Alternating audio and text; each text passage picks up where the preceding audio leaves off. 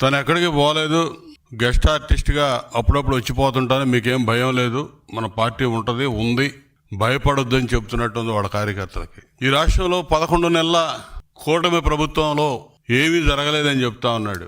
వృద్ధి రేటు అసలు లేదని చెప్తా ఉన్నాడు. కేంద్ర ప్రభుత్వ లెక్కలేమో ఆంధ్రప్రదేశ్ వృద్ధి రేటు 8.21గా 2వ స్థానంలో ఉంది, మొదటి స్థానంలో తమిళనాడు ఉందని చెప్తా ఉన్నారు. ఇది కనపట్ల జగన్మోహన్ రెడ్డికి. చంద్రబాబు నాయుడు గారిని బ్లేమ్ చేయాలి, ఏదో ఒక విధంగా తన ఉనికి నిలబెట్టుకోవాలని చెప్పి ఈరోజు ప్రెస్ మీట్ పెట్టినట్టుంది తప్ప వేరే రకంగా కనపట్ల.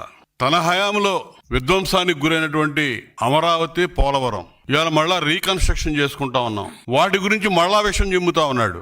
72% పూర్తయినటువంటి పోలవరం 1% కూడా ముందుకు పోనివ్వకుండా కట్టిన డయాఫ్రమ్ వాల్ కూడా పూర్తిగా కొట్టుకుపోవడానికి కారణమైనటువంటి ప్రభుత్వం 5 ఏళ్లలో నాశనం చేశాడు. ముందుకు తీసుకెళ్లకుండా ఆ డయాఫ్రమ్ వాల్ ని మళ్ళా నిర్మాణం చేసుకోవాల్సిన పరిస్థితి, మళ్ళా 700-800 కోట్ల రూపాయలు ఇప్పుడు చంద్రబాబు నాయుడు గారి హయాంలో మళ్ళీ దాని మీద ఖర్చు పెట్టబోతా ఉన్నాం.